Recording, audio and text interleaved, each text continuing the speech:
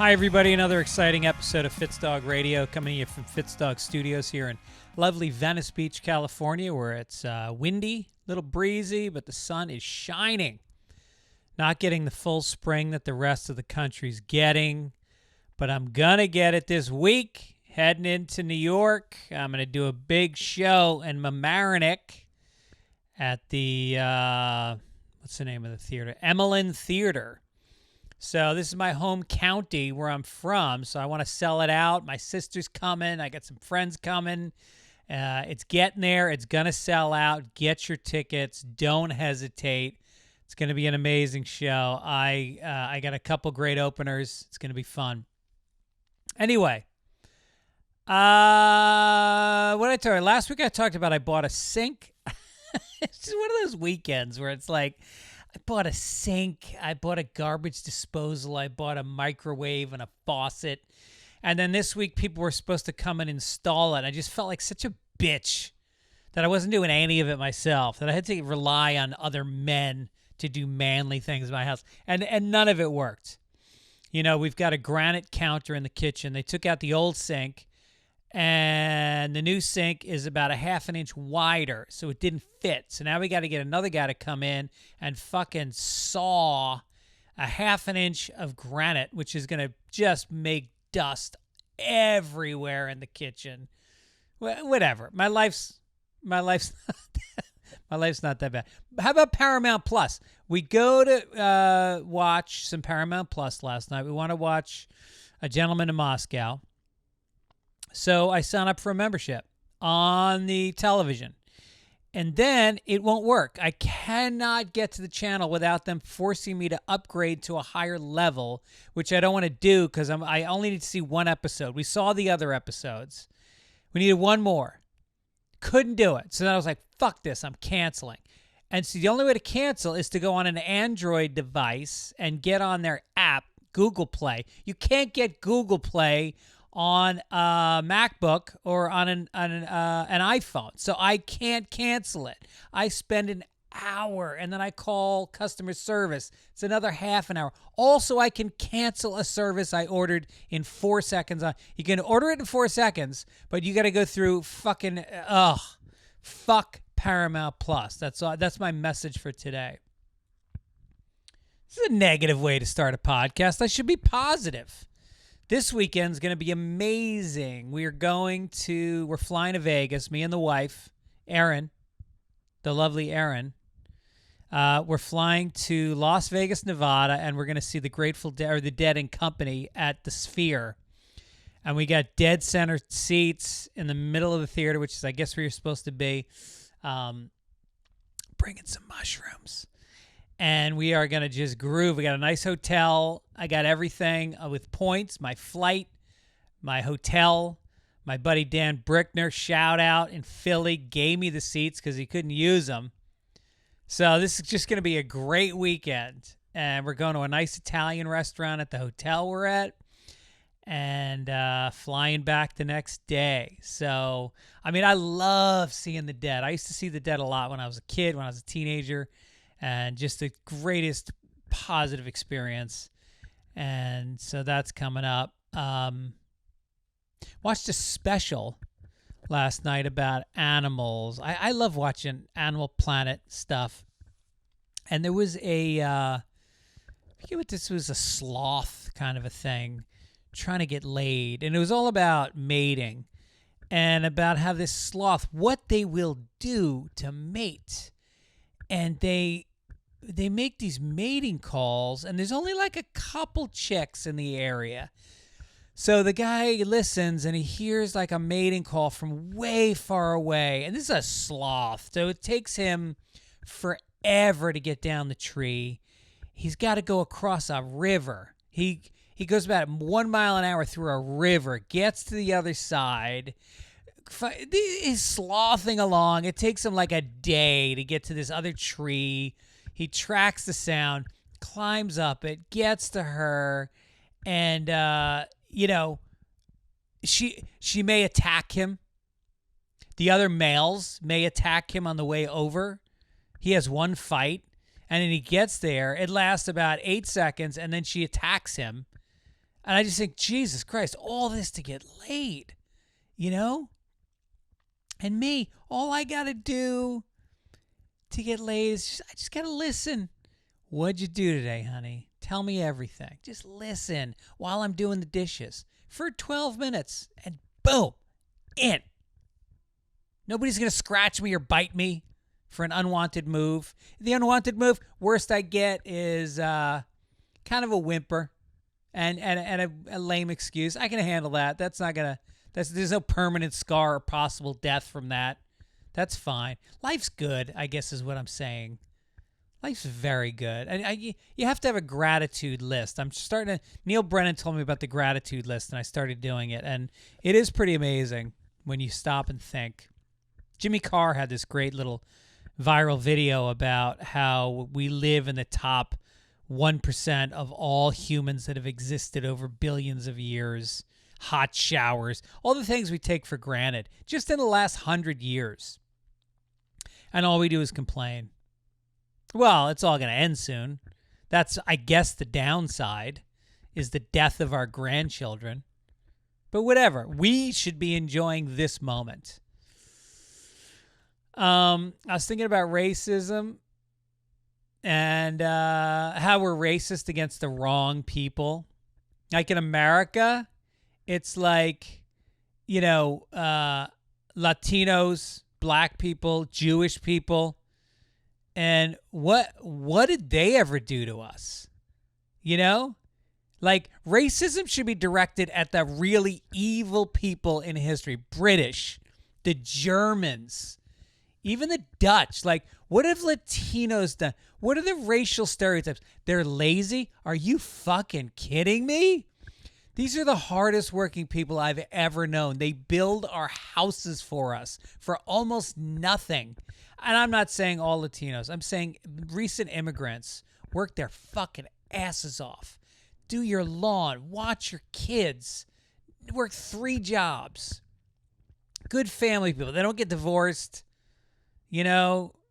And black people. What's your gripe with why was there so much racism against black people? Well, they have a bad attitude. Do they? Huh. Well, they were kind of working for free for about 100 years. That might have, I don't know. I know I'm supposed to get over that and everybody's supposed to just get over that, but there may be some residual anger. A little bit. And I think that's might be on us. A little bit. Maybe.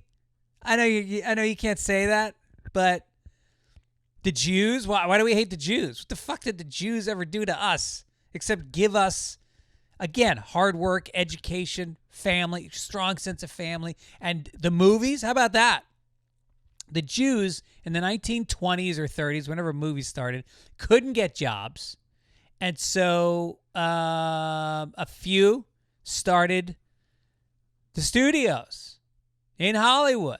And they brought us the institution that drives all happiness in this country. The Jews gave us movies. You know those things that you work all day, you commute to work, you bust your ass for a bad boss.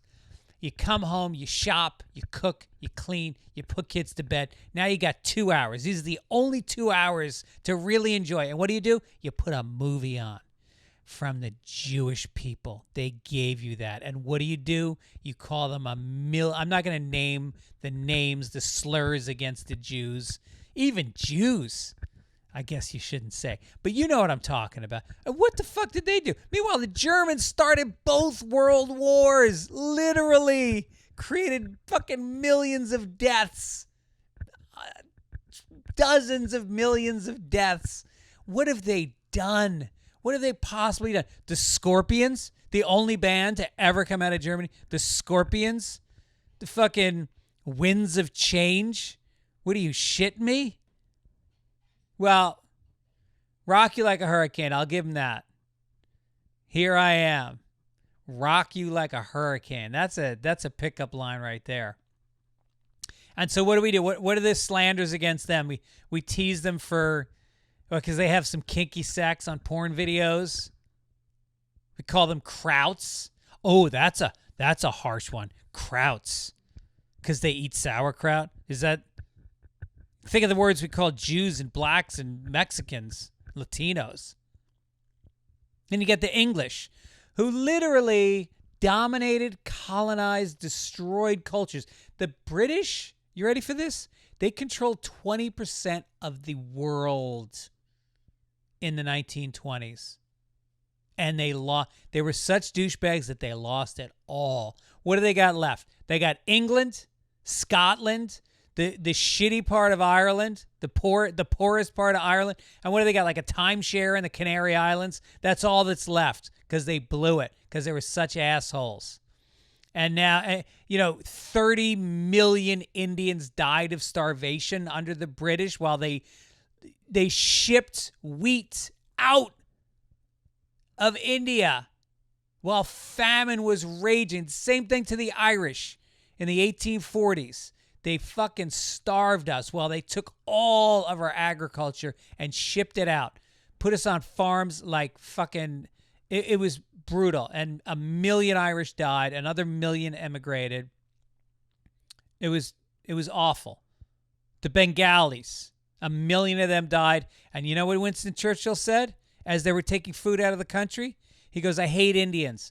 They are beastly people with a beastly religion. The famine was their own fault for breeding like rabbits. Kenyan concentration camps. I mean, and what do we say about that? Oh, and now we cry when the queen dies?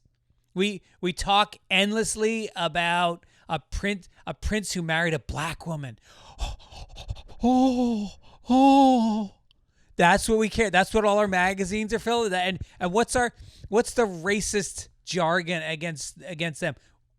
I can't even think of one. We call them the Brits. I can't think of a single racial slander for the British people. There isn't one. They get off the hook. The Dutch, brutal colonizers, destroyed Africa. And now we tease them.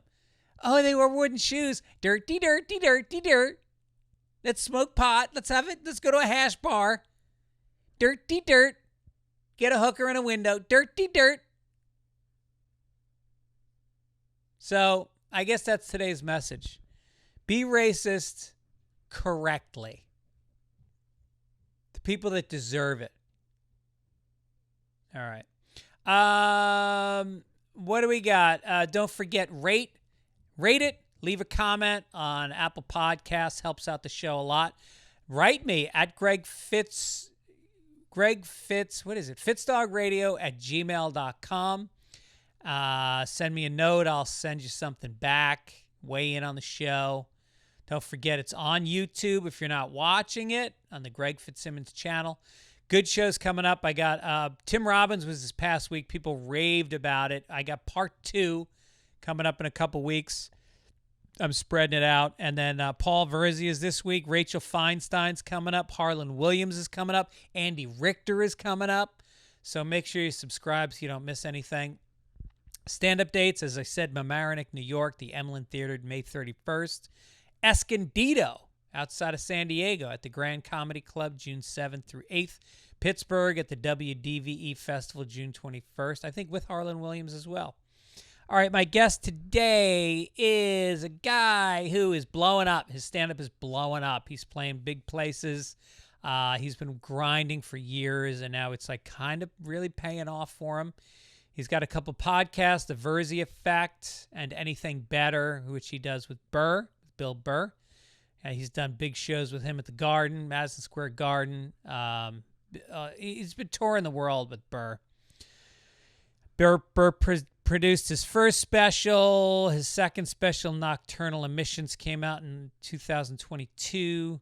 Anyway, we're going to talk all about everything that's going on with him. But had a great chat with him. Such a funny fucking dude. We're from the same part of New York. We grew up in the same area. Lot to talk about. Please enjoy my chat with Paul Virzi.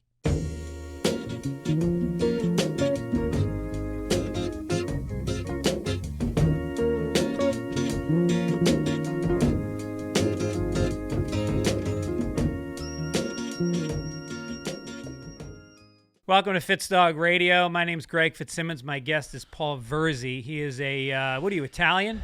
And Greek. No shit. A lot of people think I'm just Italian because of my name and how I look, but my mother's 100% Greek. Well, that's good news. So 50-50. Not all Italian. Yeah, my father's Sicilian, my mother's Greek.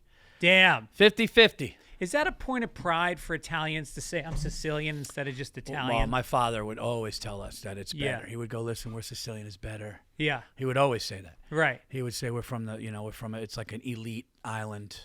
Yeah. It's like he would talk to us like it was like this.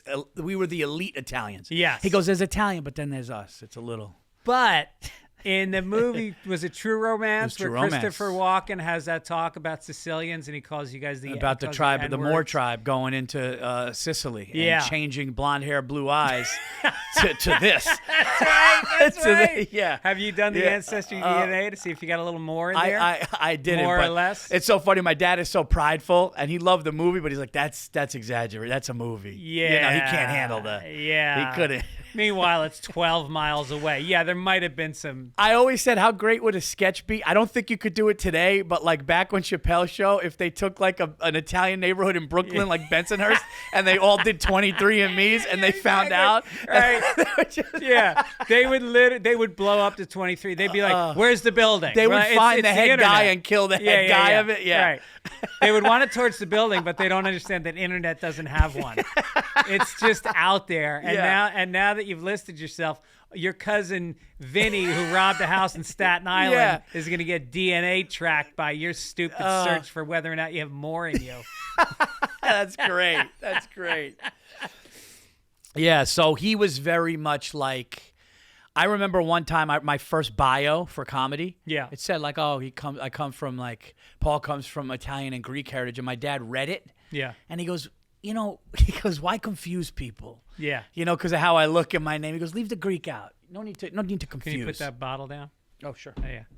Uh-huh. Yeah. He would just be like, leave that out. His typical narcissistic father. Did he hit you? Because Italians hit. I'm No. Irish. I got hit. They were divorced when I was 5 and my older brother Christian was 10. Yeah. So we just visited him. Right. We would spend the whole day Sunday with him, and we'd go to my grandmother. So there wasn't really not enough there was time. no time. There was no time to discipline. Like He would have to walk in and be like, hey. if he hit me, I would never go back. Yeah, right. I'd just be like, I'm gonna Yeah. So I didn't get that. Maybe that's the secret to stopping child abuse is just don't let the dad around that much. Yeah, just there's limit it so he's on good cutoff behavior. point. Right. I mean, that's essentially what divorce is. Yeah. Kids get the best version of both their parents. Yeah, because they have to. It's like ordered by the court. Yeah. Because you give the kid the power to go, I'm not going there. He hits me when I go there. Yeah. I'm not going there. He hits me. You get reviews. It's like a Yelp. Yeah, I never got my mom would, if I was really bad, and the Greeks would get the wooden spoon. Oh, so my grandmother would chase me around the table with a wooden spoon, just like a quick whack. Yeah. But you had to do something really bad. Yeah. But I lived with them, so that's why it was okay. So was your mom, and who else? Did she have relatives around? Yeah, my mom, my aunt was in Long Island. My grandmother was in Yonkers. Yeah. So yeah, my mom was. But where'd you grow up? Well, I was born in Yonkers. Yeah. But I was always a Westchester guy, all over Westchester.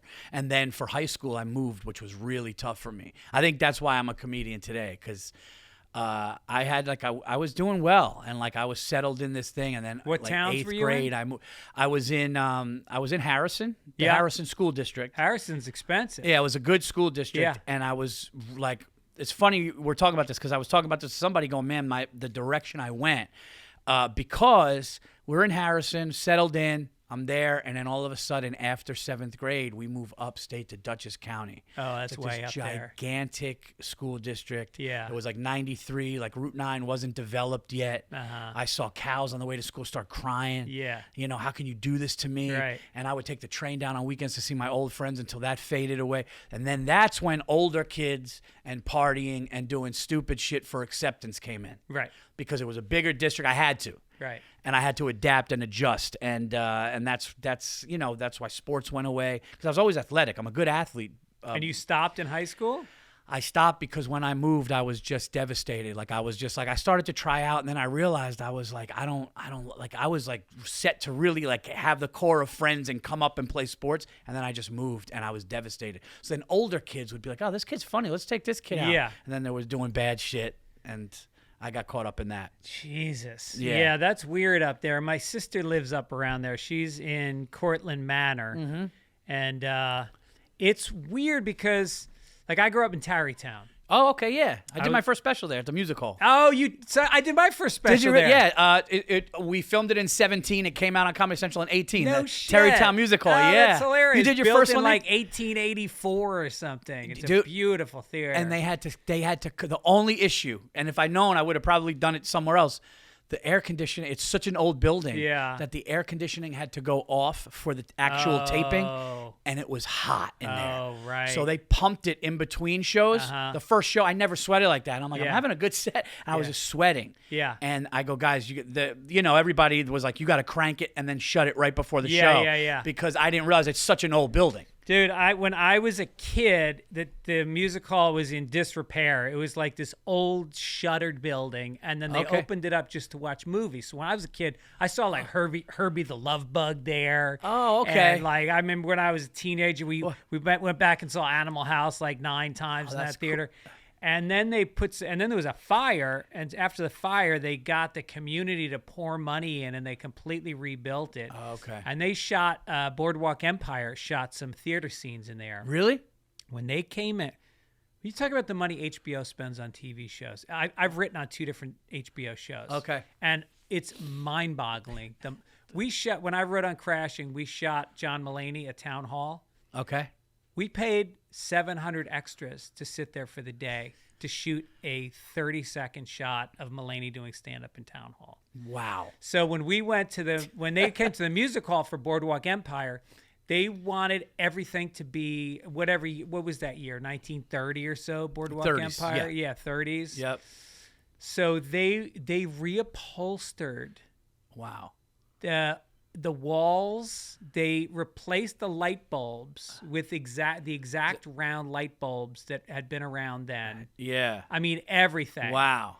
And so when I came in, we shot a lot of that in the special, a lot of the backstage. Did it look incredible? It looked amazing. The only problem is I'm a club comic. Yeah. You know, my rhythm and my energy is for a club. And all of a sudden I'm shooting at a, what is that, 1,500 seats? What, Tarrytown? Yeah. Yeah, it's like 1,000, yeah. No, it's more than that. Is it? Yeah. Oh, okay. With the balcony. So that's right, yeah. I look at the special now and I feel like I'm projecting more than I normally do. Oh, okay. Did you feel like you were in the same regular rhythm? What threw my rhythm off, and I had to adjust in between shows. That's why the majority of the special is the second show. What I didn't like it was bright in there. Yeah.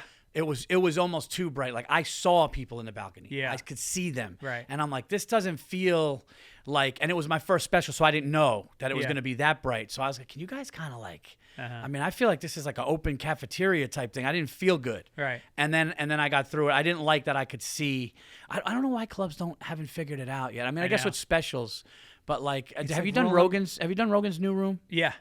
That little room, it's like that and like the Denver Comedy Works. Yeah. They just figured it out. It's like, it's perfect. Keep it dark. Keep it dark, keep the spotlight here, and that's it. Low ceilings, I want to wide. see the first 7 or 8 rows because then I can talk to them.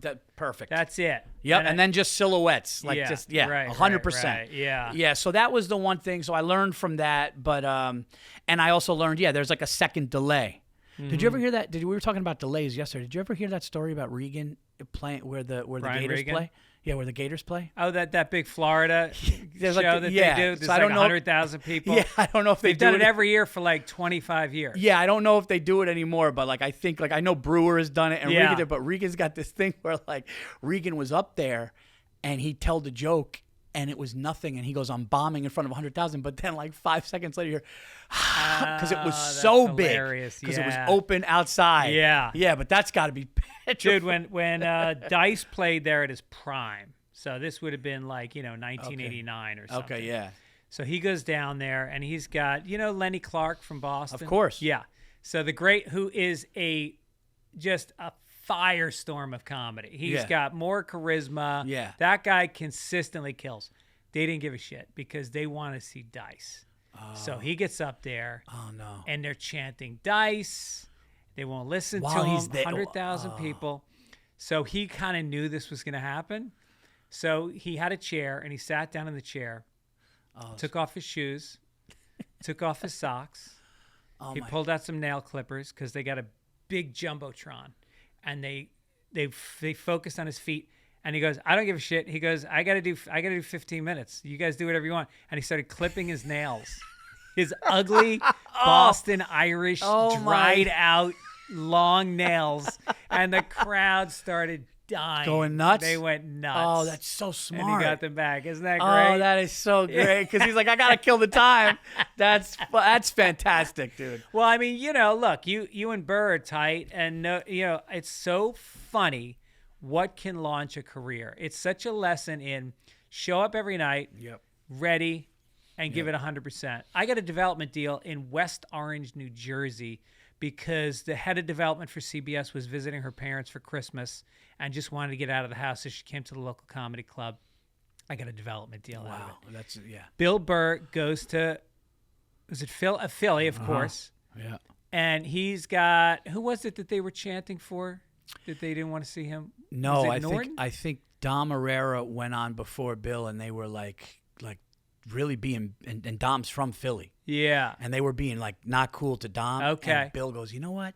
Fuck these people. Okay. Because he saw that. Yeah. And then he kind of knew that it was probably it was gonna happen to him. So he just kind of, when they started booing or when they started being like that, he leaned into it. Yeah, and they're Opie and Anthony fans, so they're It was nuts. Opie and Anthony fans. Yeah. Yeah. And so if you've never seen the clip, which I imagine 90% of the people that watch this podcast have seen the clip, look up Philadelphia Bill Burr hecklers, and it's like, a master class in how to deal with just owning it, and that literally put Bill on the map. I mean, he was known at that point, but it's funny when try to think about other flashpoint moments for comedians. Well, Vic DiBitetto, you know Vic? Of course. He did a 16-second, remember? He did a 16-second clip. I got to get the bread and milk. Because making fun of people in a snowstorm. Right. He started doing theaters after it. Yeah. He was just like a journeyman. Right. And then he go, I got to get the bread and milk. And he panicked. He got in the car. He looked around. And it just went viral. And he started, I think in today's climate with the social media and with everything. Did you see that baby reindeer? No. Dude. It's good? Dude, here's the deal. Somebody told me to see it. We're in the green room at the stand the other night. And someone goes, hey, Paul, you got to see Baby Reindeer, man. And I go, all right. And then I watch this thing. It's 6 episodes, a half hour each, 6 episodes. And it is some of the most disturbing, horrible shit that happened to this guy that I got to go back to this guy and go, dude, you got to fucking warn me, man. Like, it was. Really? And there are episodes that have disclaimers going, this is very disturbing if you're. And it was. Yeah. It was, I mean, I'm not going to give too much away, but like crazy, sexual, disturbing. What it's about is it's about a guy's a true story, and it's rarely. I'm not going to give anything away. So I'll tell you what it is. This dude from Scotland is a bartender in London. A woman comes in the bar, and heavy-set woman. She comes in the bar. She sits there, and she's kind of sad and lonely, and she's like, I can't afford anything. Can I have a water? And he goes, oh, how about I give you tea? And she becomes enamored with this guy and stalks him for months. Okay. Stalks. Yeah. Shows up, all this stuff, okay? Now that it's all done, the real woman wrote a memoir saying that he was actually a stalker too to her. Oh, this is based on a real story. Yeah, and here's the deal. The guy who plays him is really him. No! So it's him. That's insane. It's insane. I don't think it's been done. So he's reliving it but as himself, and he's in the bar and he's doing everything. But then it goes and turns, and he's a stand-up comedian. He wants to be a stand-up comedian. Yeah. So then he goes to the Edinburgh thing, and it's a disaster, but he meets somebody that's on his show, and stuff happens, and it is the most disturbing thing. But then one thing happens in the thing where, and this is known, so I'm not giving anything away, he just has a breakdown on stage. Like when it's all kind of done, he's on stage bombing. Okay. I mean, a bomb to the point where he's like in the finals of this contest, and then it's nothing. Right. And he just basically goes, all right. During the set, don't tell me anymore. Yeah, and you got it, and then that went viral. Yeah. But think about other Okay, Tony Hinchcliffe, who just went on the roast and destroyed. Yeah. And is now selling Madison Square Garden. Yeah. His flashpoint moment was when he did jokes that were deemed offensive to Asian people. Oh, with that guy, yes. That blew Tony up. There was a dip. There was a little dip where his agent dropped him, his manager dropped him. Yeah. He got canceled online. Yep. And then a phoenix rose from the ashes. Okay, Shane Gillis, fired from SNL. Nobody knew who Shane Gillis was. Now, all of a sudden, people knew who he was. Yep. And he kind of had this badge of honor in the sense that, again, he'd been being canceled is the new doing Johnny Carson. Yeah. You know what I mean? Yeah, because Ari Shaffir, same thing. Yeah, because I think what happened is now, and look now those people that had that happen to them, Shane and Tony, and Ari, it's almost like the swing happened where it's like, oh no, he's one of us. Like it helped. Yes. Instead of, but if you were first canceled, but it also matters what you were canceled for. It seems like making fun of Asian people worked for Shane and Tony, and with Ari was making fun of Kobe Bryant. But anything sexual, you were done. Sexual, well, you're canceled. Louie just played Madison Square Garden. He's back. But there are 3 or 4 guys in L.A. who got sexual charges, and none of them were, legal. Legally charged with anything. No, this was all just, Yeah.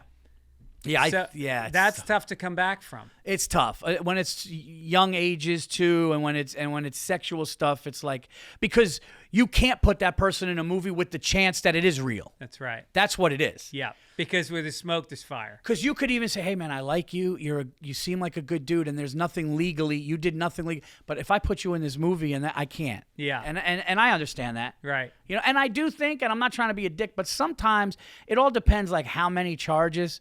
Like there was this NFL player, and it was like 22 charges of like the same thing. Oh, and yeah. Even if like 13, 14, but when there's smoke that much, there's got to be a little fire. Yeah. Right. And meanwhile, Bill Cosby, he's out. It was the worst kept secret in Hollywood. I've known Cosby was a molester for 15 years, and I'm not like a guy on the inside loop. I'm not you. I'm not represented by William Morris Agency. Endeavor, whatever they call themselves. No, but I mean, it was something that people knew. They absolutely knew about Harvey Weinstein. There would always be jokes about it. They absolutely knew about Harvey Weinstein. He's out. He's out. Yeah. He's out. Cosby's out. They're both out of jail. They're both out. Like they're free. They're free. Yeah. And that's what you meant. I thought you meant they're out of the business. No, they're like out of. They're free people. Yeah. Is Harvey officially out of jail? Yeah, I think he walked. He walked because, he's out. I got to tell you something. If my wife or daughter had been molested by either one of those guys, and they're free, there's going to be a bullet involved. Yeah, your freedom and your career are over. Yeah. Yeah.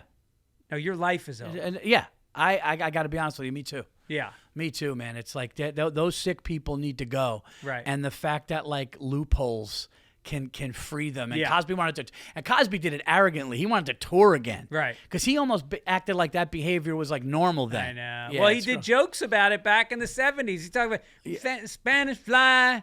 Oh, Spanish fly in the drink. Yeah. Me and my friends used to do Spanish fly. Oh, and he it was a regular joke. Yeah. The worst thing I heard about that was when like one of the women were like coming to after being knocked out. And she was like thrown up in the toilet. He's like holding her hair back, going, "You'll be all right. You're fine. It's okay." Like, dude, that's like monster. It's monster. That's kill. Yeah. Are they gonna do a movie of that? And if so, who plays him? That's a great question, and I would say you'd have to do a movie in time. Maybe not now, but in 10 years, who's gonna play him? That's a good one. I could see. What's his name from the Rwanda movie? Oh my God, that's good. I was actually thinking, I know exactly what you're talking about. I don't know his name, but that's a good one. Anybody Hotel Rwanda? What was the? He's British, right? No, he's not British. No. Okay. Anyway, who would play you in your life story movie? Assuming your life gets better. Because nobody's making a movie about a guy who lives in northern Westchester. Yeah, northern Westchester doing telling dick jokes in strip malls. I mean, it's a short film. Jerry Ferrara. Jerry Ferrara. Jerry Is that the guy Jerry from who played Turtle in Entourage? Yeah. Yeah, I like that. Yeah. I like that. That would be a good one. Yeah, because Yeah. I've always get that. And we talk the same. Uh-huh. And we like the same. We did a podcast together, and people were like, "It's just freaking me out. I got to turn it off." We were like, "We sound the same. We like the same It's teams." true. It's like he's the actor and I'm the comedian, but we're the That's same person. hilarious. Yeah. And Virzi and Ferrara are in the same village in Sicily. So my aunt actually heard me and Jerry on a podcast, and she goes, you might be related to him. Well, yeah, you're both black. Yeah. A little bit. We both have a little more in us. A little more. Yeah. One of them's got more. Who would play you? I'd like to see what's his name? I'm not pulling up names today. All right. What's his name? Oh, Matthew McConaughey. Matthew McConaughey. I could see if he shaved his head and got thinner. Yeah. I could see Matt Damon being you. Oh, here we go. That's good. If Matt Damon shaved his head and got thinner, Yeah. and I could see it. Or the other guy, Woody Harrelson, maybe. Oh, okay. Yeah. Yeah. But we're both picking older people to play us. We need a younger person to play us. Young. That's true. You know, my whole life growing up, and when there's pictures, if you see pictures of me, like, with hair and the tail and everything, I looked very much like Ralph Macchio as a kid. Oh. Very much. And you sound like him. Very much. Yeah. He was like 50 when he did Karate Kid, wasn't he? He aged great. He looks great. He did. He looks good. He looks great. Yeah. So you're in town doing it's the LA Comedy Festival. The Netflix Comedy Festival is a joke, which, by the way, is there a worse title for a festival? Is a joke. Yeah. Netflix is a joke? I don't. Huh?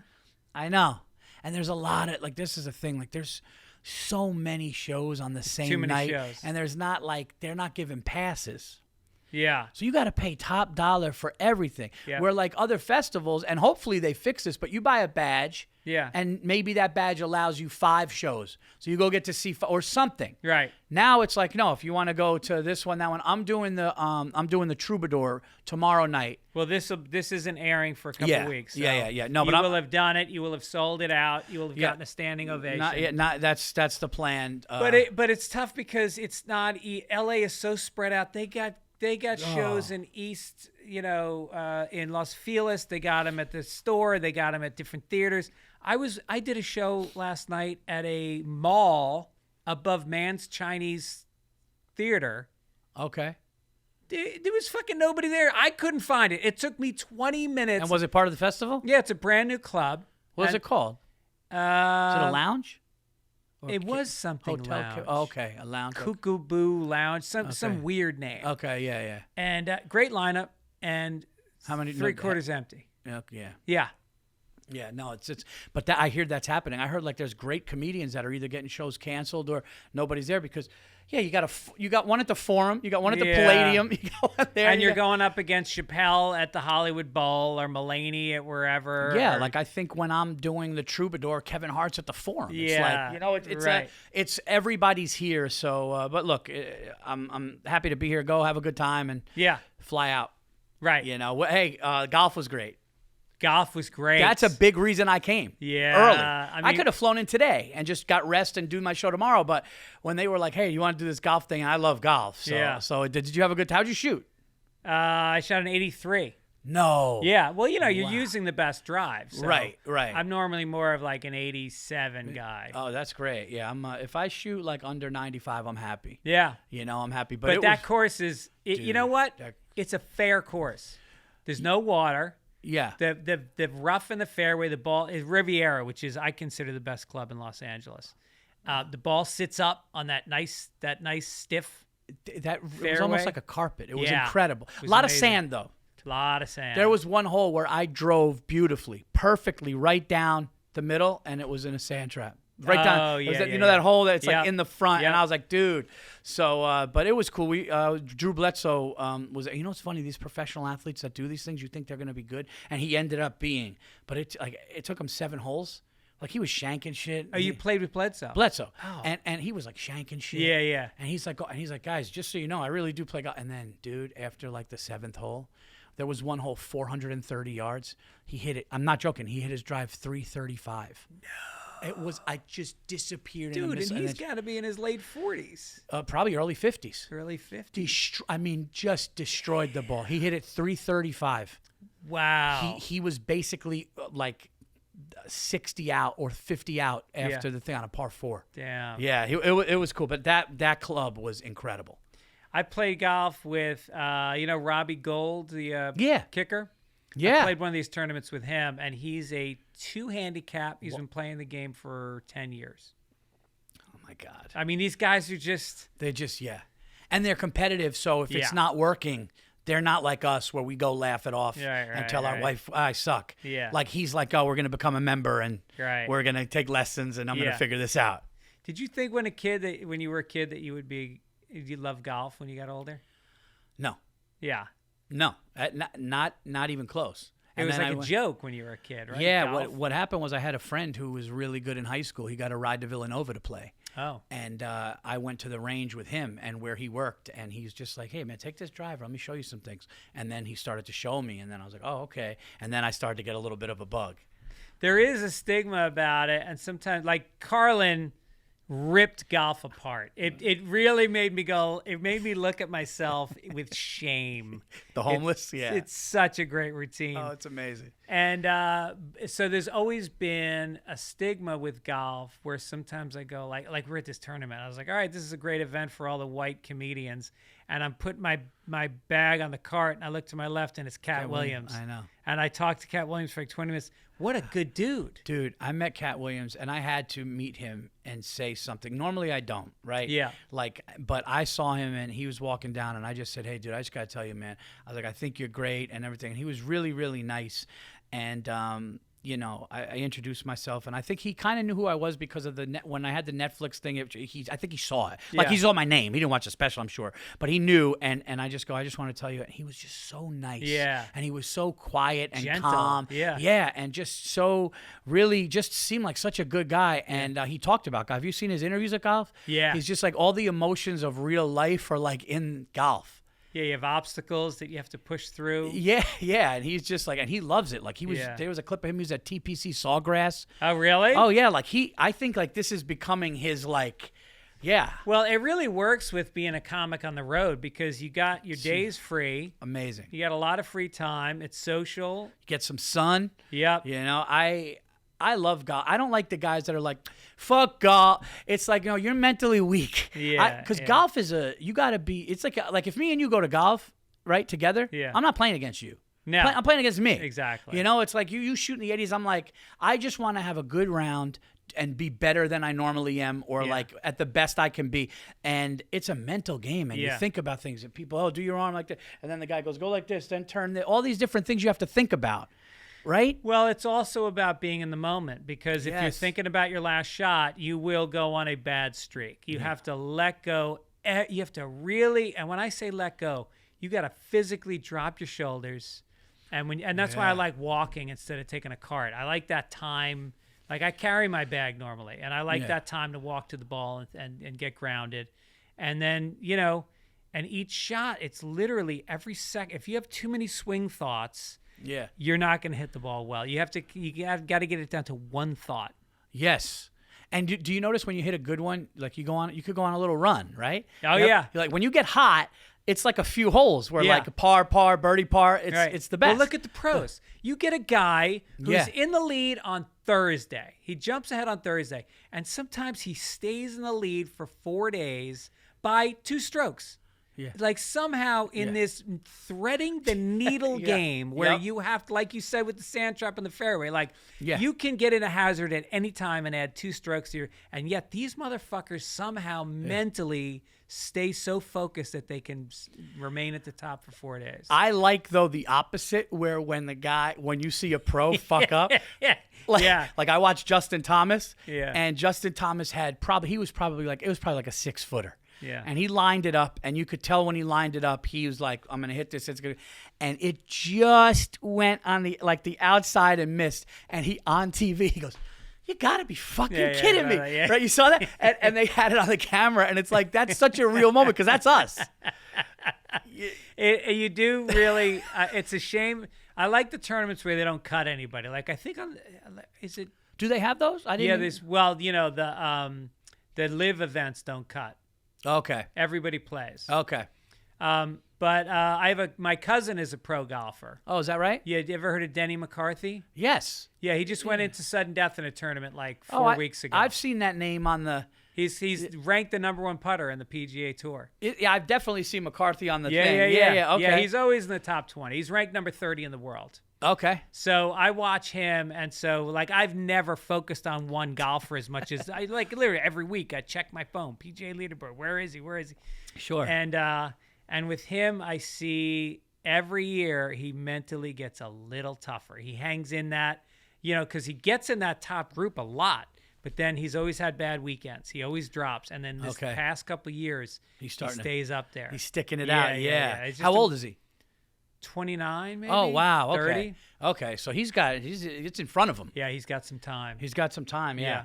Yeah, I played with this guy, Austin Smotherman. I don't know if you know that dude, but I played with him. He's just coming up. Oh yeah, and great guy. I did an event with him. His wife was pregnant at the time. Now they have a daughter.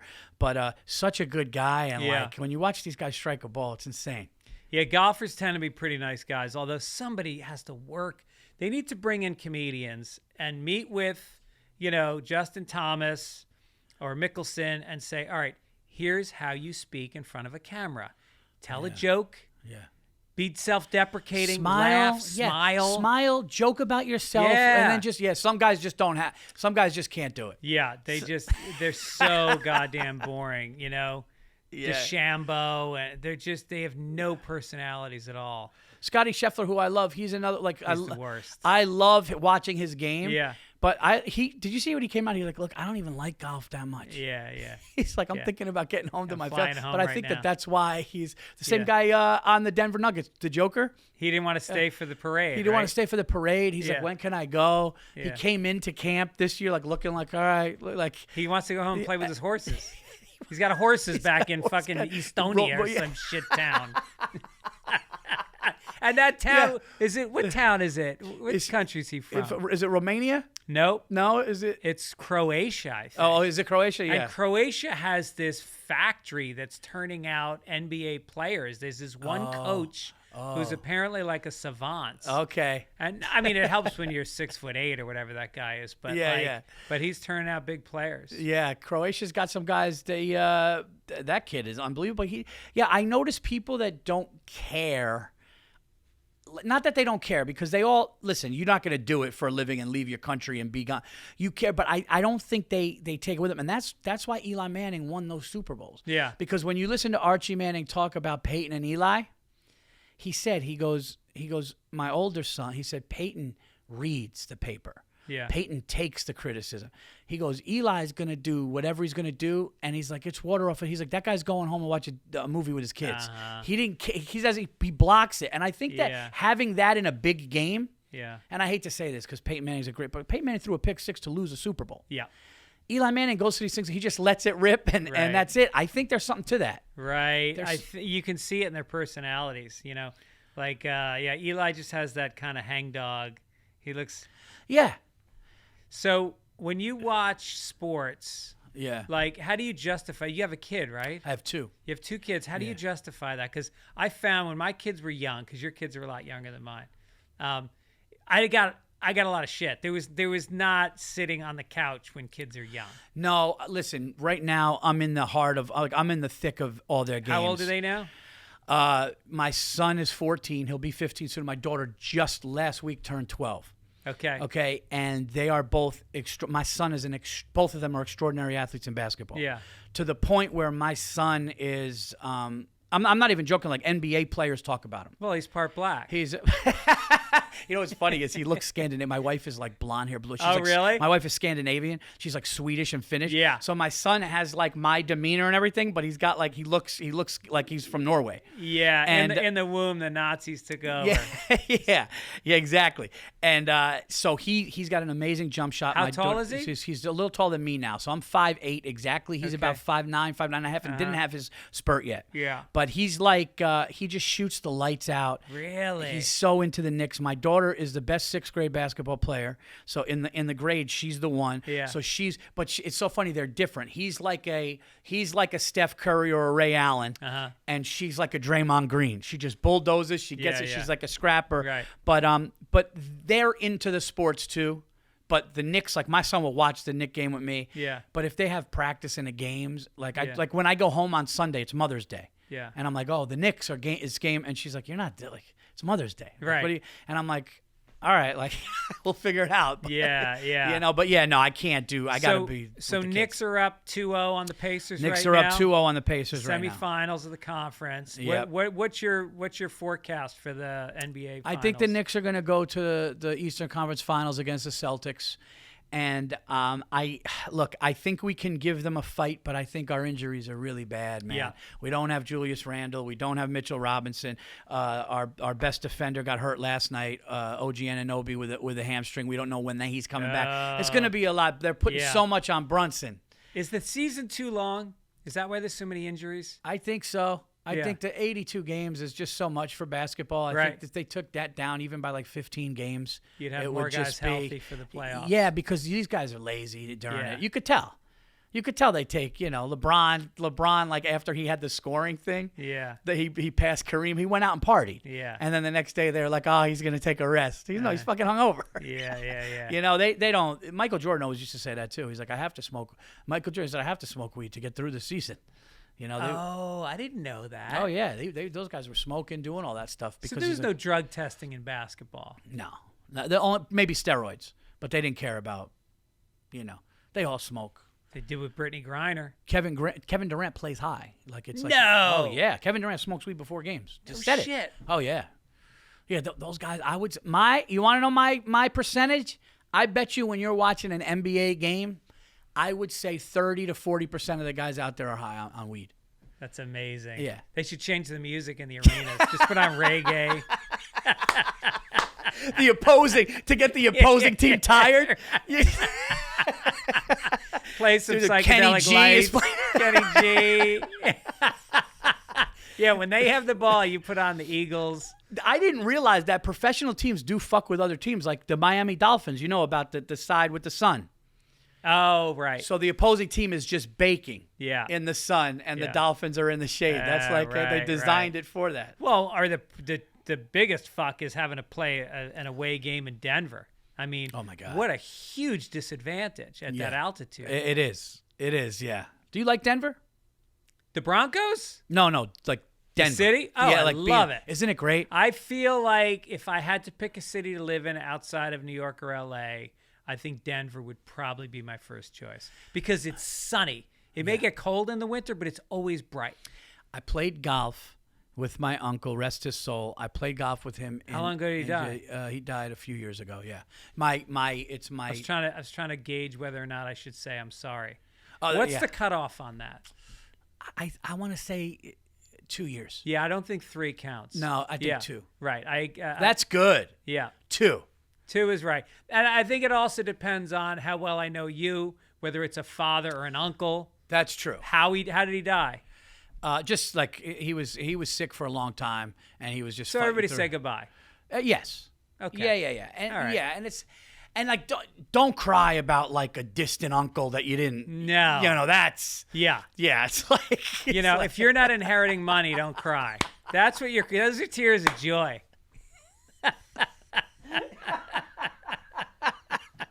Yeah, you can't be like my mother's third cousin. I'm like, dude, what are we doing here? Right. That's when you realize someone's got some unfinished emotional business. They're just using this as an opportunity to bawl.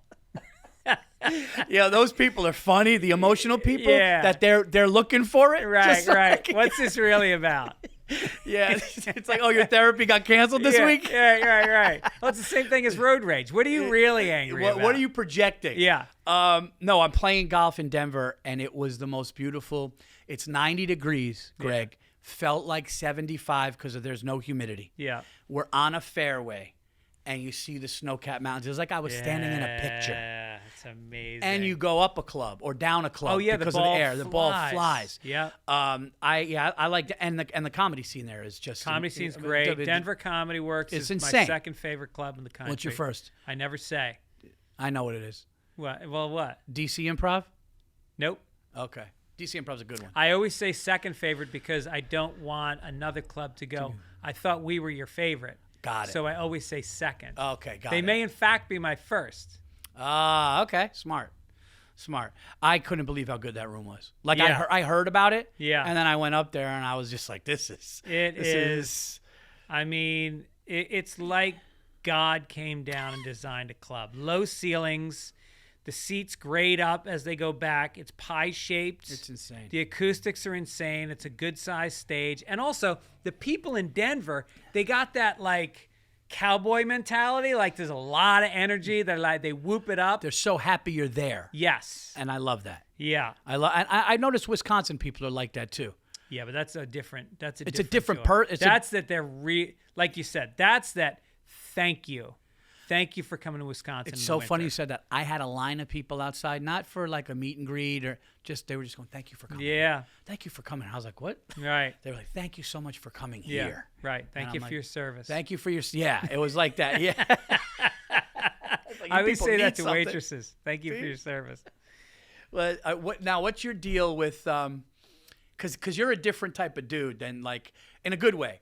You're like the type of dude now. If a waitress is, when do you get mad? Because I generally want to know this from you. Yeah. When do you get mad, or when does? Because all my friends joke with me that I'm a little, not that I'm hard on a waitress, Yeah. but like I have a good clock. Yeah. I have a good clock. In a restaurant or at a comedy club? No. If eating. Yeah. Restaurant, no comedy. Okay. Okay. Me and you are eating. Yeah. You order chicken fingers and whatever, oyster, whatever it is. Chicken fingers and oysters. Chicken fingers, oysters, What mozzarella am sticks. I, an 11-year-old child who has who has high aspirations for my life? That'd be the weirdest appetizer order ever. Let me get I get chicken fingers. get chicken and fingers, oysters. barbecue sauce, and what do you guys got? Blue Points? You got? Give me the cheapest thing on the menu and the most expensive thing on the menu. Let me get mozzarella sticks and caviar. You guys have some yellowtail? No. So we order. Yeah. Okay. And we're sitting there shooting the shit. We're talking golf, and we order our appetizers. When do you start going like, dude, we ordered. Is she? Where is she? Like, are you like that, or are you never like that? I factor in how busy the restaurant is. Okay. And it also depends on who I'm sitting with. Like, if I'm with some people, Okay. if I'm with my family, there's no rush because it's so rare that the four of just us are hanging. just hanging. We're hanging You're out. hanging. It's whatever. Yeah. But if I'm like alone in the valley between appointments and I'm at a sushi place and I want to bang it out in 40 minutes, Yeah. then I'll start that. Then I do a lot of turning around. I crane the head around back and forth. Yeah. But I never do a hand gesture. It would have to be really bad. For A hand gesture would have to be they like curse you out. Like it would have to be nuts. Like, Yes. Yeah. No, I do the turn too. Yeah. But I feel like my clock is right. Uh-huh. Like the clock, I can feel when it's supposed to come. Right. You know, we go out a lot, and I'm Yeah. just like, okay, at least, you know. And I'm not like a snob. And I would never. Here's the thing: I never do it to them. Yeah. So I'll do it to my friend. So like Giannis, me and Giannis go out because Giannis lives in my neighborhood now. Yeah. And I'll just, and he starts laughing as soon as but like after, you know, I'm like, dude, should we have gotten bread yet? You know? Yeah. He just Yeah. goes, dude, why do you? Because he does it, but I'll never do it to them. No. I will never, and here's the thing. You're getting 20% if you suck. Right. I'm a tipper. That's the baseline. I'm a tipper. Right. You know, I over tip. Yeah. If you're good, we go crazy. Yeah. You have to be, for me to go under 20, it has to be like Gross negligence. like looking at your phone while I see my food on the thing. Right. Yeah. My daughter is, she works as a waitress sometimes, and my son works as a waiter. So I always feel like, all right, let's take care of them. I was a banquet waiter when I was in college in Boston. And so there was the Copley Marriott, which was down. It was the biggest event space in the I know city. exactly where it is. Yeah. Yeah. Right in Copley Square. So I would go down, and I was a banquet waiter, which is the best kind of waiter because you're not responsible for one table. Everybody comes out. You show up. It was all college kids. So there was like 100 kids working the event. Northeastern, Boston College, Harvard. BU, right? BU, where I went. And my brother went. Oh, really? Yeah, my What brother year went did to he BU. graduate? Mid-90s? Yeah, I was 89. Okay. So we go down there. We were getting $15 an hour, which was a ton back in 1988. And you would just set the table for 2 hours. You had plates, and you would just put a plate. You know, there'd be 100 tables. Each had 10 tops. Boom, boom, boom, plates. Then you do salad forks. Everybody had fill water glasses. That was 2 hours. And then you'd wait 45 minutes for them to get seated. Yep. And then you'd go out and you'd have the tray with 10 all dinners of it, on it. And then they would eat. And then they'd have like a stand-up comedian or a speaker come in for an hour. So we'd all go to the back. Yeah. And we would eat whatever we just served, which 80% of the time was lobster, clam chowder, good stuff. steak. Yeah. Yeah. So we were eating, because with banquets, you always cook 10% more than what you Is that need. if somebody wants another plate? Exactly. Oh, okay. Which they don't, and then people don't show up, so there's always tons of food. So we would stuff lobster, and then I was friends with the bartender. We'd be doing shots. We'd go out, and so that was my social life. That was awesome. the best waitering job. And somebody would go like, "Excuse me, waiter," and I'd walk over, and he goes, "Can I get a decaf, please?" And I'd be like, "Right away, sir." And then I would just go to the other side of the dining room. Like you were never responsible. And it was a built-in 20% tip. Everything you served, everybody shared 20%. No problem, sir. You're never going to see me again. That's the best. See, that's the best way to do it. I was a waiter I moved up from a busboy to a waiter at Applebee's. Where? On Route 9 in Wappinger Falls, New York. Yeah, I started out. I was at an Applebee's. In an Applebee's. Is that where you wear pins and shit? Yeah, but like not like you don't have to. There were some where you had to have like a. That's TGI no, this Fridays, is just like you have a pin with your name on or whatever. Hello, my name is whatever. Yeah. And I started as a busboy, and then I became a waiter, and it was, you would think that these people were eating in a 5-star. Right. I mean, some of the people would get so angry. Yeah. And I was not a great waiter. No, I can't imagine. I was not it's a great not where waiter. your head was at. No, my head was not there, and I remember I only messed with somebody's food one time. He deserved it. But other than that, it was people like balls. What? Balls? Did you put your balls on the food? How did you know that? Did you? How did you know that? Well, that's the move. Is it? Yeah. Dude, I can't believe you just freaked me out. What was the food? This guy comes in, and I don't know if he's with like a mail order bride, but he was like talking for her. Yeah. And they're sitting there, and he was like, "Come here, please," like that. Yeah. And I go, "Yeah," and I go over there, and he goes, he said he wanted something, and he goes, "Can she have a coffee?" He's talking for her, and she gets a coffee. 5 minutes later, "Come here." He goes, "This coffee isn't suitable for human consumption." Okay. So go, and then everything was wrong. Yeah. So his steak came out, and I put my balls on his steak. I love it. One time, I only did it once. I had to. He was the worst person ever. Did you stay around and watch him eat it? No. Okay. I didn't. Yeah. I kind of felt bad because it was just a quick graze. Right. I didn't get, because as I was doing it, because like I have a good heart. So it was like the nicest way to put your balls on somebody's steak. Were your balls shaved at that point? I don't know. There might have been a hair left over. Yeah. Yeah, he was bad. And then there was one woman I wanted to do it to. She was like, and it was my fault, but she went. I brought the appetizers and the dinner at the same time. Yeah. And she was like, "The appetizer's supposed to come out," and like really like freaked out, man. Right. And it was just like, so yeah. But you would think that that's supposed to happen at a nice place. Yeah. Not here. So would you get a shift meal at Applebee's? Yeah. What would you get? I would get like, I would either get like the skirt steak or the little steak, or whatever. But or chicken or a salad. And then what was how soon you started in New York City as a comic? Yeah. So what was your day job when you were working down there? I dropped out of college because I just knew that I wanted to do stand-up and I was wasting money. What college? I went up to a college that was like 30 miles south of Syracuse. It was a junior college that I went to. And I was there for a couple semesters, and I just was like partying and screwing off. So I came home, and I went to the community college by the house, the Dutchess Community College, and I was living with my mom, working at Applebee's. And then I just realized one day the guy was talking, and the professor started talking about getting all 4 of his wisdom teeth taken out. And he just like stopped teaching and started telling his story about his wisdom teeth and this. And I remember sitting there going like, this is bullshit. Yeah. Like this guy is like on his soapbox. Like, and I was like, I should be. And then I got lied to about a bringer show. They go, it's industry night. I was doing bringers. Yeah. I was starting to do bringers. Bringer shows, if people don't know, is to get on stage as an open micer.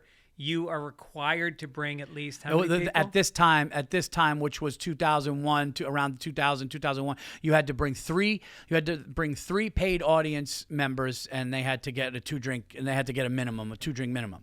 So, and they would say, hey, tell your friend you'll be on at 9:30. You wouldn't go on till 11. They're sitting in there. They watched 15 comics, and one night it was like, oh, it's industry night. And I took it so literal that I dropped out of college, but I knew I was going to drop out of college anyway.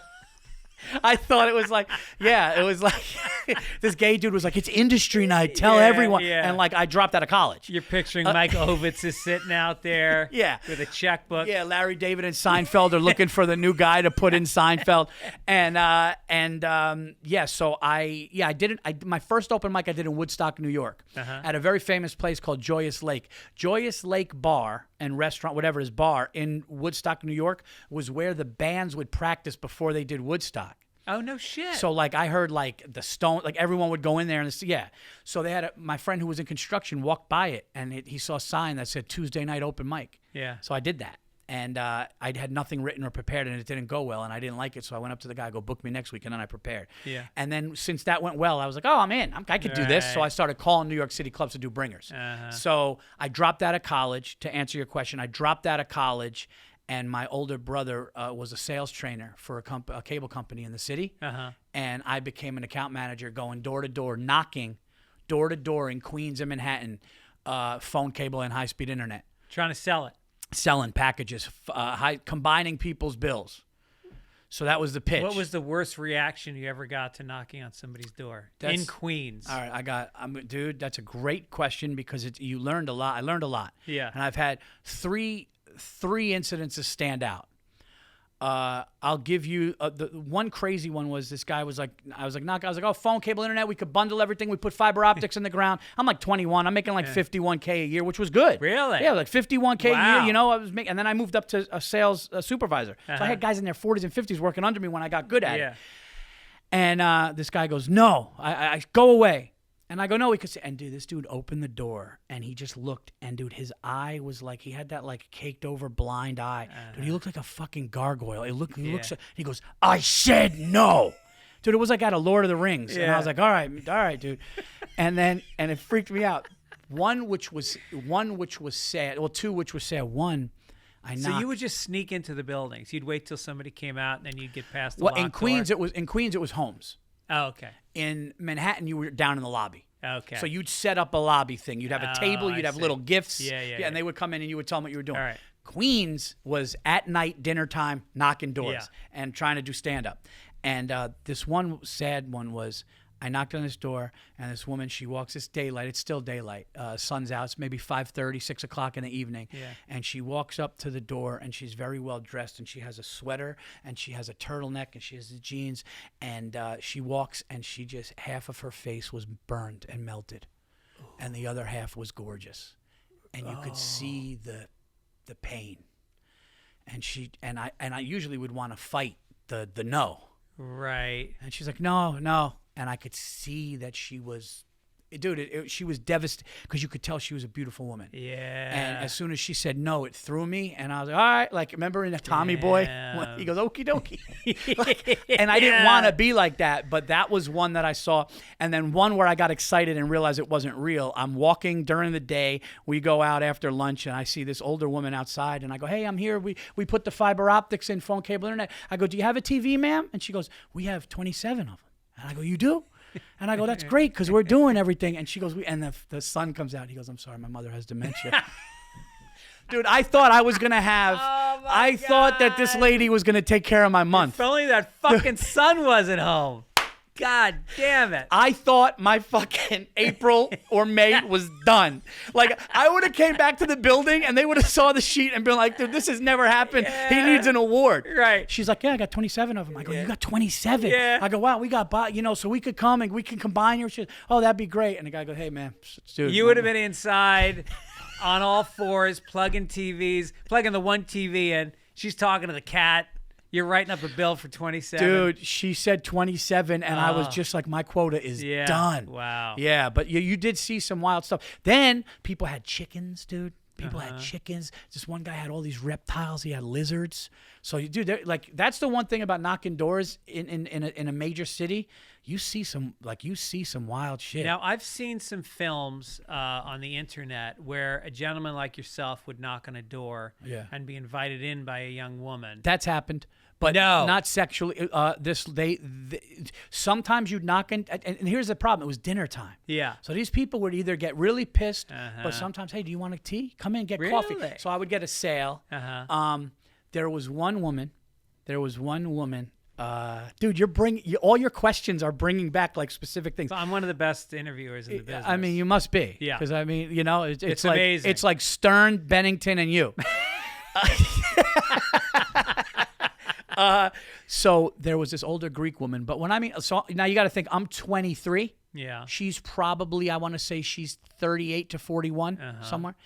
And she started telling me how she liked young men. Yeah. And how she was sexually active with young men. And I'm sitting there and I'm getting a phone call. And this is just you and her alone in her house, doors closed. One of her children are in a room. Okay. Okay. And she's talking to me and she's telling me about this guy that won't leave her alone. And she's like, this guy literally said he doesn't just want my body, he wants my soul. She's telling me all this shit. She's like, you know, but I like young men. And I'm just sitting there and I'm like, all right, I was too young to really understand. Yeah. Because I was a relationship guy. I was too young to. I'm like, this woman clearly wanted me to either make a move or whatever, but her kid's there. And my brother is calling me and I'm like, I'm ignoring it.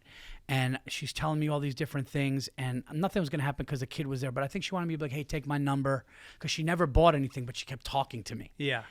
And then I found out when my brother was calling, he fainted on the platform, on a subway platform. No. Yeah, something happened. He came off the subway platform, and he said as he's going down, he feels somebody help him, but he was probably already down. Yeah. He just went down, and he was trying to tell me. And I was like, oh, dude, this woman. And everything. I remember. She's about to go down too. He's like, I'm in St. Vincent's. So I was like, oh, dude, I'm sorry. Yeah, but there are stories like that. Yeah, I'm sure. This one guy who could barely speak English. 51,000 plus benefits. Yeah. There's this one guy, I don't know what country he was from, South America. He had this accent, and he would always, because you'd go back to the, you'd go back to the office the next day, and you'd go to a meeting, and then at 12 you'd go to lunch, and then you'd go out into the field. Yeah. And then you'd go home. And this one guy, he couldn't speak too good at English, but apparently he got all these too good at English? He couldn't speak like English too well. Okay. You know, he couldn't speak too good at English. And he would be like, yeah, man, I went to the, and he would say he had sexual, he goes, I don't know what it is. Everybody wants to fuck me. And I remember just crying because he just wanted to get paid. Like, he goes, everybody wants to fuck me. I don't know. He's like, men, women, they want to fuck me. And then not make the sale. That's insulting. I mean, at least buy some fucking cable now. But I would have, if I didn't do stand-up, I would have probably be in sales. Yeah. You know, I would definitely. I can see that. Yeah, you know, if I get passionate about something, just talk about it and sell it. You know what I mean? I think that that's a good way to make a good sales to make money. Do you sell merch after your shows? Mm-mm. No. No, people always like, why don't you? Like, there's certain cities that are good, but you know, if I do like a cool venue, I'm doing the Troubadour, which I should have had I should have done something, but I didn't. You? Yeah, I sell pins. I have these little pins with my face and my name on them, and it's the best because I travel with a bag that's about this big. Oh, you know, I bring a couple hundred, and then it's all cash, and it's the best. It's great. So easy, and I only sell them for $10. It's not like, hey, you want a T-shirt for $30? Yeah. $10. People just line, boom, boom, boom, boom. Yeah. What's the pin? Best. Is a pin just as like a saying? It's just I'll show you after the show, but it's just my face and my name. Oh, nice. And then people pin it on their bag or whatever, and then people go, "Who's that?" And they go, "That's That's great. Greg Fitzsimmons. He's a great interviewer on podcasts." So how long you been doing the podcast with Bill Burr? Well, we kind of stopped after it's mainly now a football season podcast. Okay. So the main podcast I'm doing now, other than the Virzi Effect, which is mine alone, which is half by myself and half with a guest at a studio in the city. You mean each episode is half and half? Yeah, no, like 2 a month will be solo, and 2 a month will be with the guest. Okay. I built a studio in my house during the pandemic, and I would just go on these, go on the Virzi effect and do rants and talk, and people liked it. But then I got a studio in New York to have guests, and some people like that too. So I do half and half with that. But the main podcast that's doing the best numbers is the one with Bobby Kelly. We do a Bone to Pick. Oh, really? It's called a Bone to Pick podcast, and it just hit 1 million. It's doing great. We're actually doing the first live one at the Red Clay Festival. We just hit 1 million views on. It's new. Yeah. So we just hit 1 million views on. That's amazing. Something. Yeah. Great. So they just sent it to us. We're doing a live one at the Red Clay Comedy Festival Saturday night in Atlanta. And it's doing really well. Where it's like a bone that I have, a bone that Bobby has, and then fans write in, and they even send video bones. And the video bones are the funniest things. These people will take their phones, something they see, and it's great. So we're going to do a live one where they could do it from the audience. We're having a lot of fun with it. And he comes to your studio, or you go to his? Because he's up in the suburbs too, right? We have the studio where I do the Verzi effect in Manhattan. Yeah. It's in Midtown. We do it from there. Oh, I see. We do it from there. So what's the studio? You sharing it, or it's just yours? No, so it's our producer's studio. Yeah. He has a few shows from there. Okay. I do the Verzi effect from there, but this is the main one. Oh, that's great, because I'm going to be in New York in June. I want to interview some people. Maybe I could rent it out. Definite. Okay, great. And it's a great price. Oh, good to know. Yeah. So and it's a perfect 2-person. So, yeah, it's perfect. Okay. Yeah. And then the one you do with Burr that's all Zoom, right? It has to be. Yeah. And then you just go over the games from the weekend? So he'll pick 4 games against the spread. I'll pick 4 games against the spread. And then, and then we, people go with us, and then we do it like that. But our main goal is, it used to be us battling each other. Now we're just trying to beat the book. Right. And I've beaten the book 3 years in a row. Have you really? Yeah, so it's like, beat the book. I beat the book 3 years in a row, and this year I beat it by 17 games. So I got a lot of people following my picks. And we're in the show that we're writing. I'm writing a show right now. Part of it is how I could pick football games. But I'm knock on wood, it's happened 3 years in a row. I find patterns. It's not even just a team. I do a suicide pool every year. That's my only football gambling. Yeah. I do a suicide pool. I take out 4 entries. There's about 300 people in it. Wow. And I won it one year. Wow. And I've been in the top 5 3 times. That's awesome. How many people? 300. Wow. And my key is, let me ask you your keys first, and then I'll tell you my keys. All right. Well, one thing that I do, and it's known, I talk about it on the show, is there's patterns with teams. It's not just a team's talent. There's a reason why. I don't know if you remember, but back in the day, Peyton Manning and the Colts, they would be 13-3. Yeah. But they would always lose to the Chargers, even when the Chargers were bad. Okay. That's because how they matched up. That's it. Yeah. The Chargers just knew how to play them. It didn't matter how good they were. But one of my I have this thing I call the homecoming theory. My homecoming theory is a winning team, a team that is 500 or more. When they lose a heartbreaker on the road and they're home the next week, they're going to devastate. I think they're going to cover. I think they're going to cover, and I would say that they're going to cover maybe 80% of the time. Now, listen, sometimes they go in a funk where they don't. Yeah. But, like, if the 49ers lose a heartbreaker by a field goal to the Colts, and they're coming home, they're coming home the next week. And plus, what people don't know is when you have a bad week in football, your practice and that facility is a nightmare. Yeah. It's quiet. People are yelling. It's not a feeling they want to keep going. So a good team is like, all right, we got to get our shit together. Yeah. So that's one of mine. Yeah. But I'm curious to hear your suicide pool one. Mine is, I never bet on teams on the road. Okay. I never touch a New York team. Giants and the Jets are so fickle. They lose to teams they should beat, and they beat teams that the Giants are the most fickle team. You cannot touch a Giant. The Giants will beat a great team on Monday Night Football. You think they're going to lose, and then they play a horrible team. And you're 100% right. Yeah, 100%. What else you got? I feel like, now there's a new one when a backup quarterback comes in, because now the backups, I don't know if you noticed this, especially last year, when a backup quarterback comes in, everybody bets against them. Yeah. But lately, the backups have been good. It's true. Right? Yeah. So the Vegas money goes, dude, they got what's his name's out. Fuck, they're gonna get killed. Yeah. No, I'll take the points. Right. I'll take it. Look at Purdy. Dude, look at Purdy. Look at the kid in Cincinnati when Joe Burrow went out. Right, the kid in Cincinnati started playing lights out. So everybody goes, oh, dude, Burrow's out. Bengals are done. Yeah. And then the Bengals are like 9 points. They're going to get smoked. I think that quarterbacks are like presidents. I think we put way too much emphasis on them being in charge. I think if you got a good offensive coach, if you've got good special teams coaches, you're going to see a team do well with a different quarterback. And I think that the president isn't running the fucking country. Of course he's not. Of course he's not. He's a voice. Yeah. But, you can't, people overestimate how much importance it is. And I think an example of that, too, is a Brock Purdy's a great example. Brock Purdy got into a system, right? Yeah. And he had these weapons. He has great offensive-minded coaches, and it works. Yep. And it works. He didn't go to a big school, did he? I don't know where he went.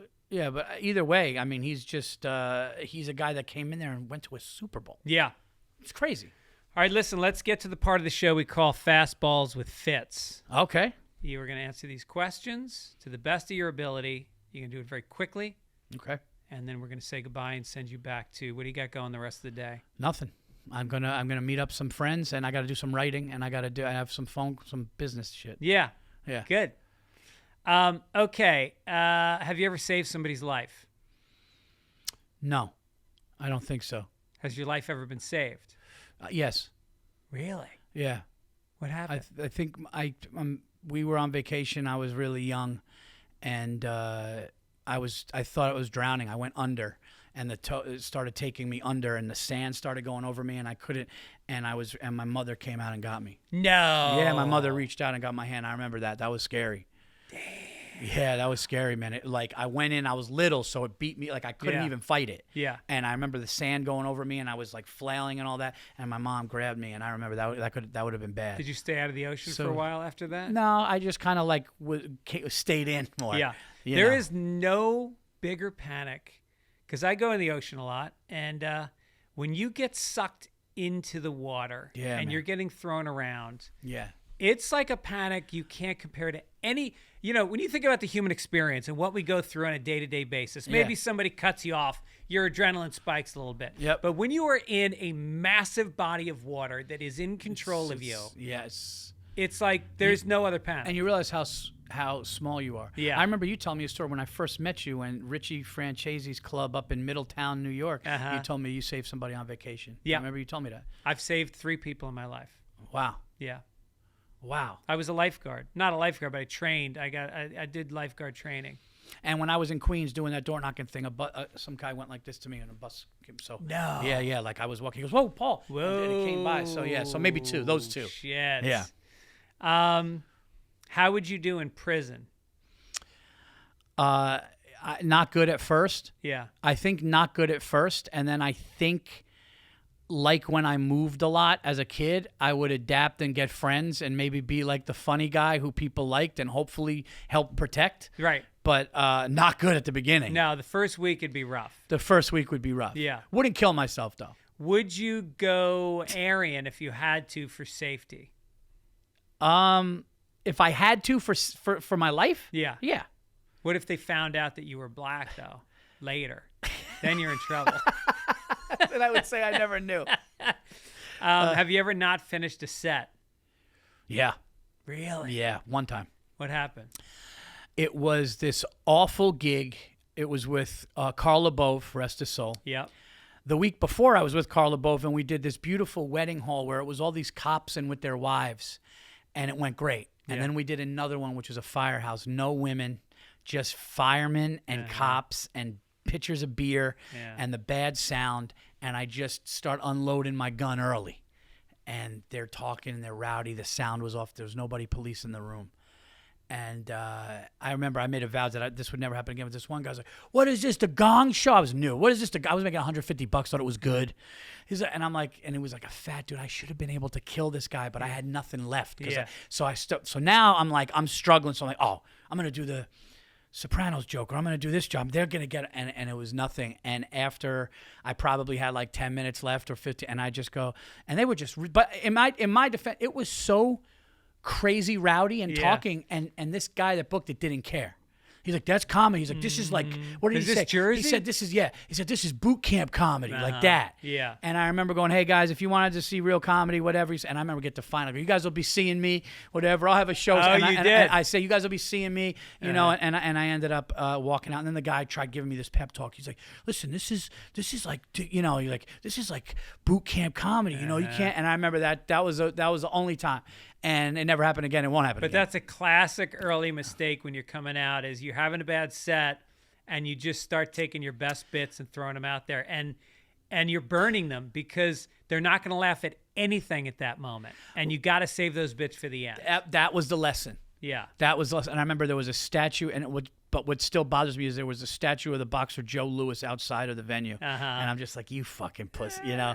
But I learned that. Like, what I thought was going to happen was unloading the gun was going to get them to go, but it was too, like, you couldn't. Yeah, right. You couldn't, yep.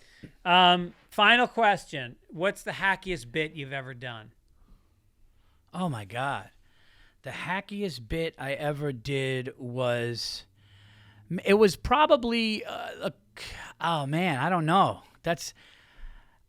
Maybe doing stereotype stuff like I did an Italian president that killed. I was like, I want to see an Italian, like in a three-piece suit. Like, probably something like that. What's the rest of the bit? Yeah, oh, my God. What was it? I was like, yeah, you see these armed guards outside the Holland Tunnel. I want to see an armed guard. I want to see a fat Italian eating a meatball parm with a diet. Then I know shit's getting done. But yeah, maybe something like that. I'm trying to think of what else. But there's probably a few early ones. I remember my first opener, my first opening joke. I would go but I started out like not me. It was very defense mechanism. What's the deal with this? Very angry. Right. And I remember my roommate from Boston going, dude, that's not you. Yeah. But I remember my first joke was, I'm a little upset tonight, man. Me and my girl broke up, and I was like, she said I wasn't close enough with her family. I go, so I fucked her sister. And then I go, then she got more mad. I was like, it wasn't going to be your brother. So, it was brutal. But got laughed. I don't mind that joke. I think that's a good joke. So I fucked her sister. That's great. You know what's funny? I said that on Rogan, and he goes, I like that. Yeah. I like that joke. All right, I'll take it. What's the hackiest one you have? Do you have a brutal one? Oh, Jesus. When I did Letterman the first time, which, as you know, that was the holy grail when I was coming up. Like, doing Letterman was everything. And so I got it, and I had obviously I'd been doing stand-up for maybe like eight or 9 years. So I had a 5 minutes that was strong. Yeah. And it was cohesive. There was transitions, and it was, and then I had this bit that used to crush, and I was so nervous that I wasn't going to crush that I added this hacky bit to the end. So the end of my set should have been this story about getting pulled over by the cops while I was rollerblading in New York because I was holding onto the back of a truck. Yeah. And there's a whole funny story about it. Yeah. And it had a perfect ending. It was colorful. It was vivid. It was smart. Yeah. And then I go, here's my impression of Marlon Brando at a seafood restaurant.